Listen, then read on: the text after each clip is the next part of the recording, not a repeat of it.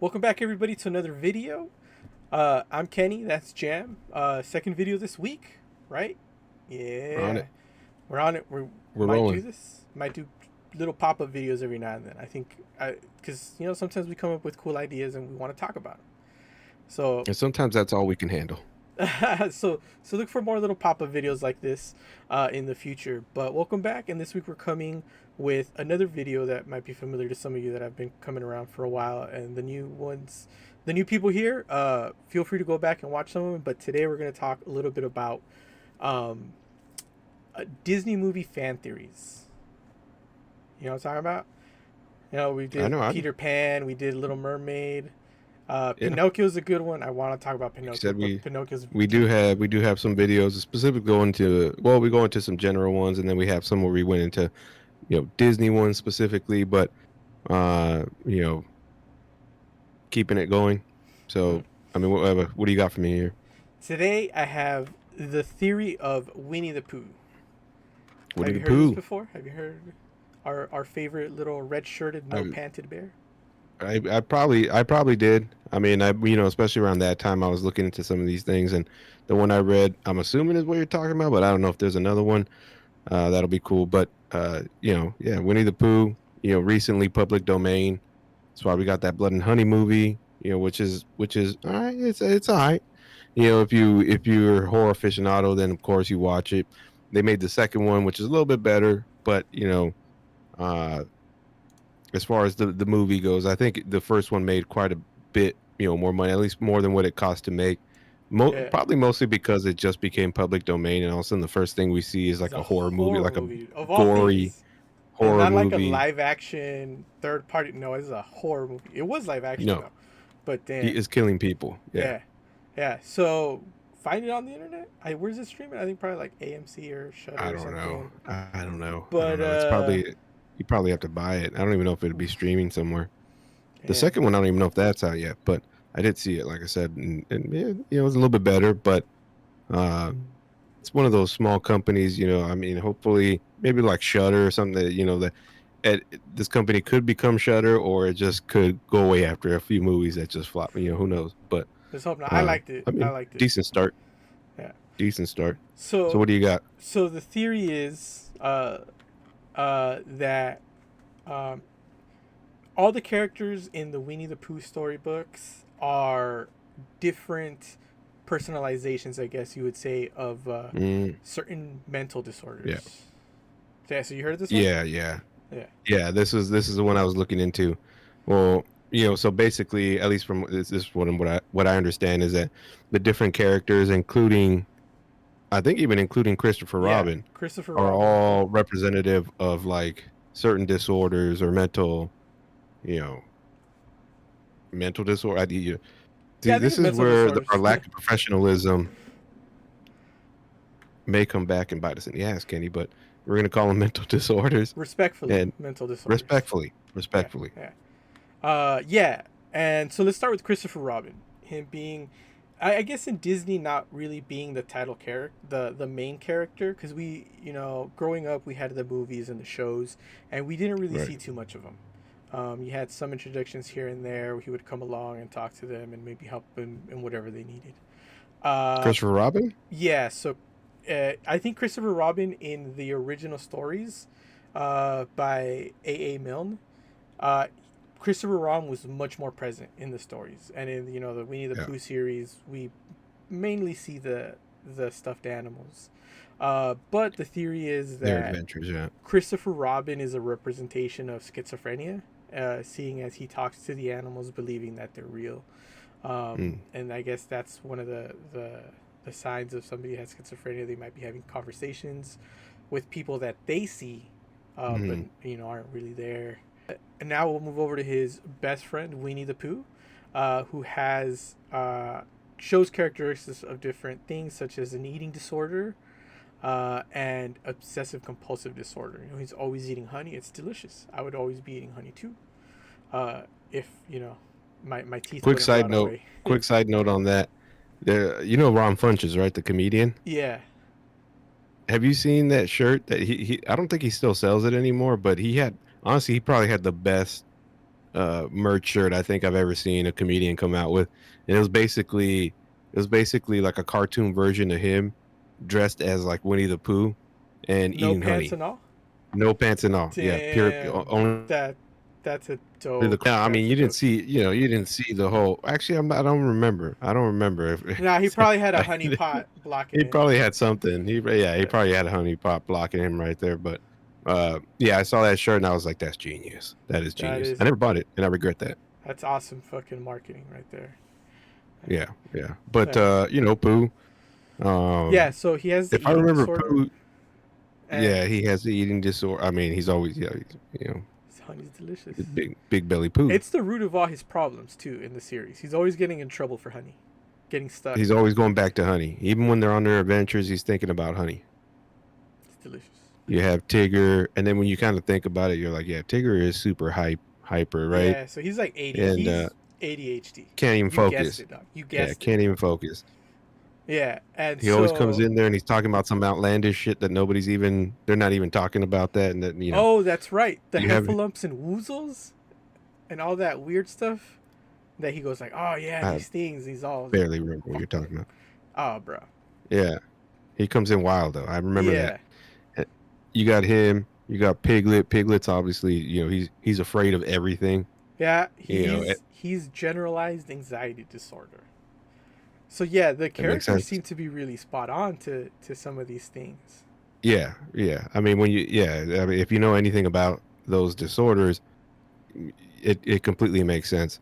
Piglet, and then who else? Eeyore, obviously, Eeyore, yeah, depression. and they don't even. It feels like they don't even hide that one.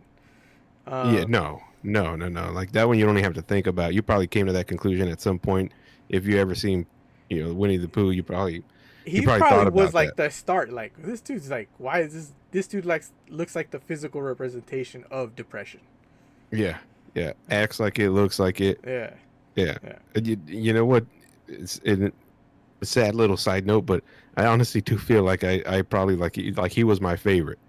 And probably because I don't know if it was so much the depression side of it, if it was just like his laid back. I just always thought he was kind of like laid back. Yeah, I so was did like, I. yeah, Yeah, because I'm he wasn't Eeyore. always sad.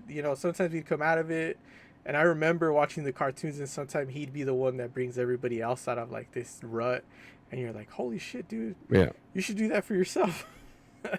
yeah, I Yeah. know, right? And then we had Rabbit.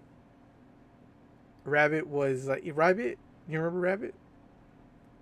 He's It's like super. yeah, He he's was always like one. OCD. Yeah, yeah, Yeah, yeah. That makes he sense. was He like was always like checking everybody, and everything had to be kind of like, how do I say it, like by the book. yeah. Like he There had was a hit by his specific book. way to do things, and if you weren't doing them that way, you were doing them wrong. Yeah, he was kind of Uh, freaking out a little bit. then we have Owl. Yeah. I What was think the deal with the owl? he's showed up as dyslexia and short term memory loss. I honestly don't remember the owl as much. Yeah, I so this one I sort of can't vouch for personally because I think I remember the dyslexia because I think the door into his little house, the sign was spelled wrong. Hmm.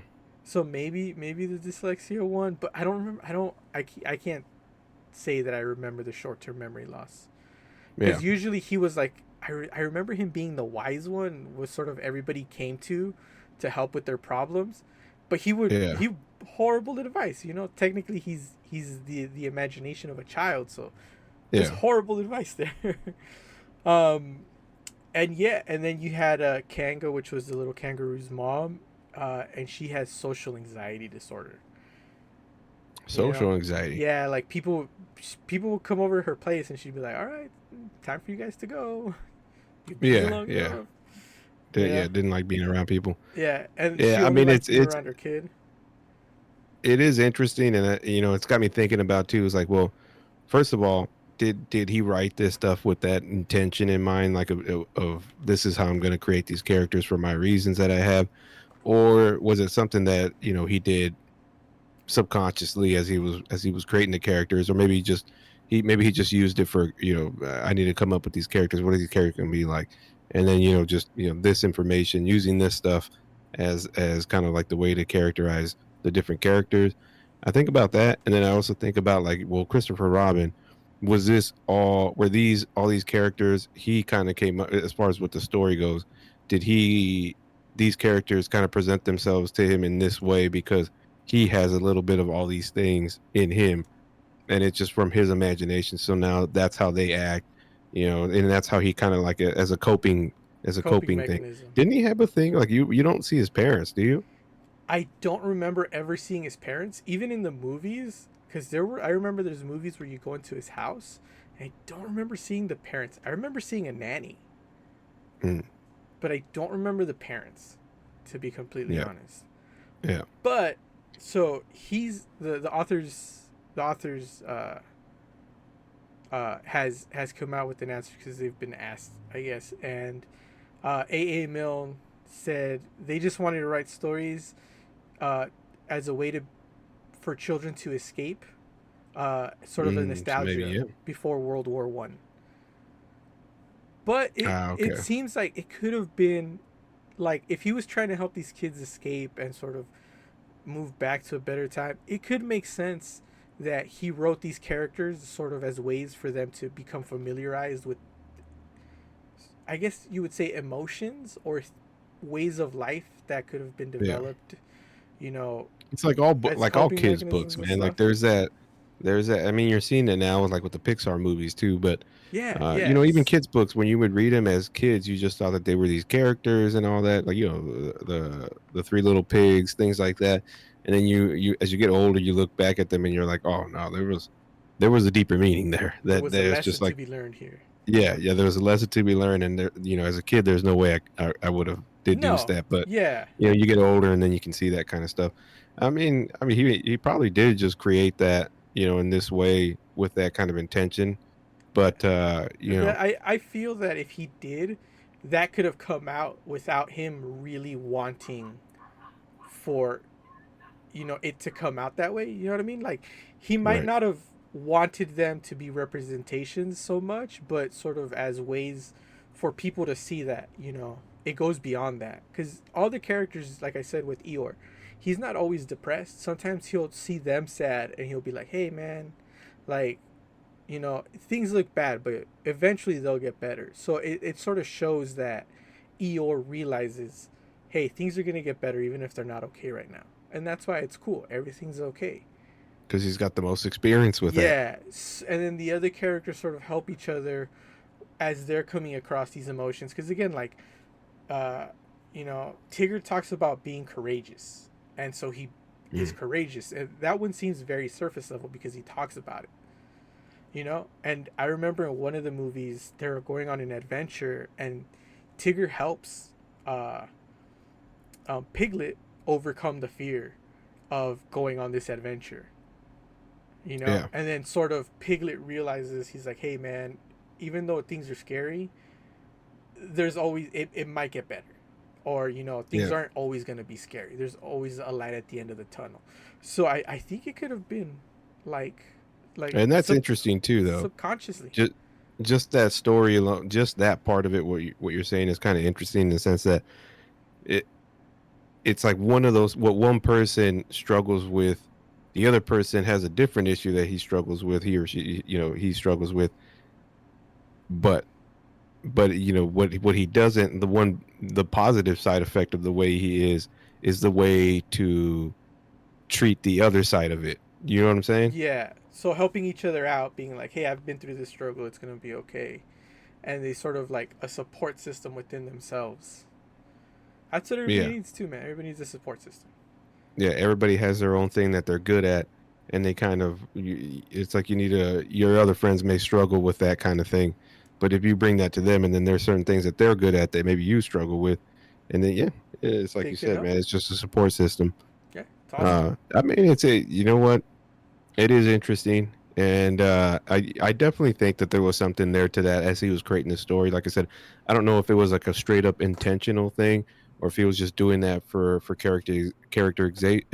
blah, blah, blah, blah, blah.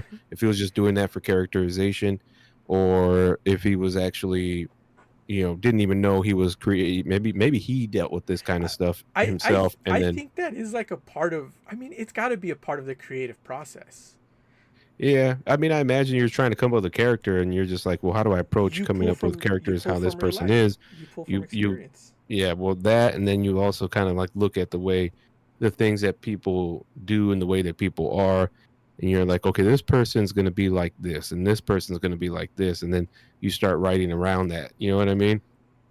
And I don't know if that's kind of the typical way people have a process of creating characters, or if it's more the other way. You just start with the things that a person does, and you just know that they're going to do that, and then you start going from there, and you're like, well, what kind of person would do that thing? And then you start building out the character from there. But uh as far as like Winnie the Pooh goes, I always do, especially with these older ones. And this one, when did this come out? Winnie the Pooh. When did Winnie that the first come out? Pooh, man. Like the book, the actual book. Because I think it's like, if you really look at Cause with any of these stories, if you really look at like the background of it, you need to know the author. so it You was need to know. 1921. So this was So before this was after post World War Two, World War One. Sorry. post World War One, but before yeah. So I mean, I think I remember reading something about that maybe Christopher Robin's father wasn't around no more. Maybe both his parents weren't around no more. Can't remember if they actually, like, if you hear a voice or something of the mom. It's it's been a while. It's been a while Yeah. since I've obviously seen that show, but I think that was part of it, was that like his dad actually maybe passed in the war, and he's dealing with all these emotions and all these different things, and then this is like his way to be able to cope, is by having these imaginary friends, and they each kind of represent some of the things that he's dealing with, some of the emotions that he's dealing with, and the characters are who they are, but then they always help each other to make it through whatever adventure, or if Christopher Robin's dealing with something, they all help him out. And to me, it's interesting. And again, if it's something that he didn't even intend, which seems to be the case, at least from what a lot of these creators say, is when they have these fan theories, and they go a little viral, and they make their way back to the creator. They're always saying like, "Well, I wasn't thinking about that when I made it," but that it's great that people are talking about it and coming up with their own theories. And then it does remind me of this interview that I saw with, and I gotta find this guy's name, but it was an interview. He does a lot of famous interviews where he's like on an auditorium, and he's talking to different artists, Is it most of the time dealing with actors and movies. And he's like I think he's a British guy, but I can't remember exactly. He's a bald guy with with beard and glasses. uh That's is it behind? Is it the guy from Behind the Actor Studio?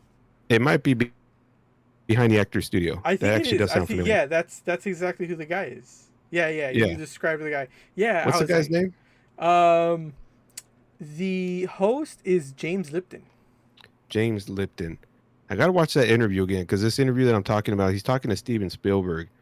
And Steven, I guess he does great interviews, because these are always in auditoriums, and people come to pay just to watch him interview this, whoever.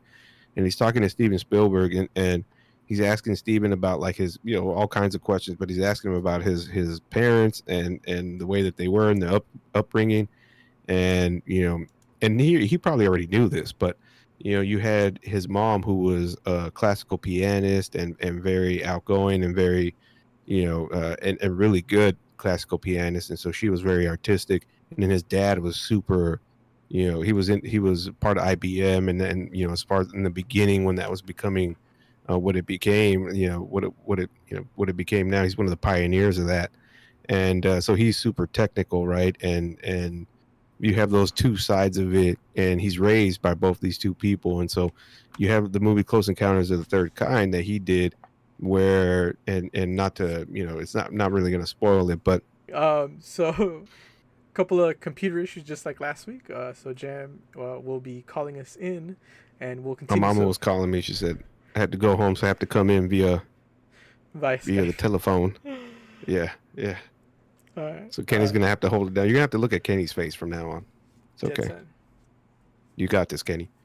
So we're going into the whole interview behind the actor studio, and they're talking about Steven Spielberg, or they're talking to Steven Spielberg, Yeah. and he's asking him about his parents and the artistic side and the technical side, how his dad's one of the pioneers at IBM, his mom's a classical pianist, and he has those kind of the upbringing with both those things, raising both those his parents and the way that they were being very very much a part of the way that he was raised.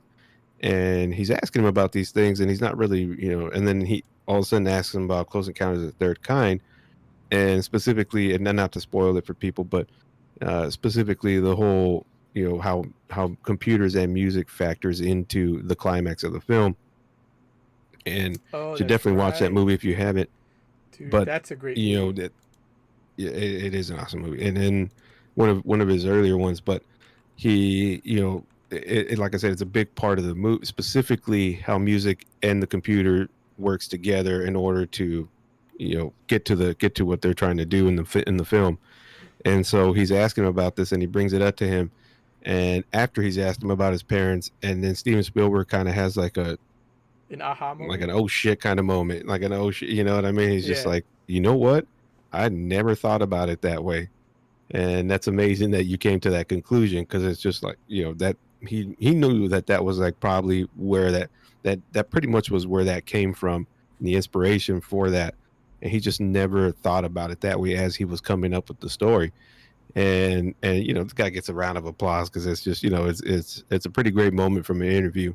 And if you haven't seen that one, I do urge you to check it out. But it reminds me of this, and just the concept, and even just the fan theories in general. And it's just do these creators have this kind of stuff happening just subconsciously? We just don't know that much about them, to be able to come up to those To conclusions ourselves. But to me it I makes think if you sense look that, deep yeah, enough, like I said, you you would write probably from see what you that. know.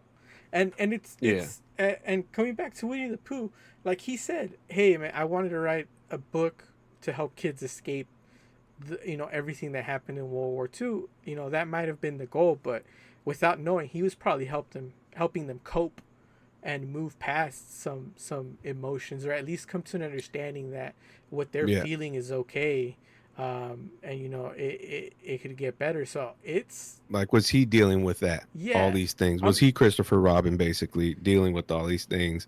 And this is how he kind of just thought of it? Or did he actively, put this as part, like as he's creating these characters, make it a part of it? Like, this is what my intention is. Or was it something subconscious? It's always, to me, it's a lot more interesting when it is something that they don't even realize that's happening. But it's an interesting concept. Yeah, because So basically, it's kind of like it's kind of true, yeah, right? yeah. So to me, it feels that when things like that come out, it really helps you see who these people are, like inside, because we know them as famous directors and all that stuff. But you have to realize, like, hey man, these are regular people just like everybody else. So they might be going through shit. You know, Yeah, I mean, these remember people, a the lot of Save times Britney movement? these they have to be like more in touch with that kind of thing, just to be able to come up with these, to have like the ability to just look at things from like a step back perspective, and be able to examine it, and not just examine it, but break it down, and be able to write with this stuff in mind. Oh, It it's a great fucking skill to have. Yeah, yeah. Yeah. So I mean, I think most people don't even think about the stories that they watched in that kind of way. We're going a little bit step deeper into Yeah. the process and all that. But I mean, rightfully so. The whole subject matter of the video today, going into the whole the things that we do in our minds, and maybe the ways that we cope. Some of these theories have been kind of like debunked by the creators. It's just that's not my intention, but it's great. Coincidence. Coincidence, Yeah. yeah, coincidence. But I'm this video particular, in this topic, it's got me honestly wondering, like, is it a coincidence, or is it something where we just like we got down to the bottom of something that maybe you didn't even realize was what was happening, even though you weren't actively thinking about it that way. Yeah. Yeah. It's deep. It's deep, man. Writing, It's deep. and creativity is, I think, a very personal thing. So, it could be way deeper than what we see on the surface. But again, thank you guys so much for joining us again, the second time this week. If you're new here, give us a follow, drop a like if you like the video, give us a follow. Uh, we do, it's almost videos about just nothing and everything. Just, Yeah. but I mean, if there's anything you guys want us to talk about, feel free to leave a comment below. Um, if you haven't already seen this week's video on the Olympic breakdancing, you can watch that. But again, thank you guys so much for joining us again this week. And we hope you have an awesome weekend. And we'll leave you with peace. Later.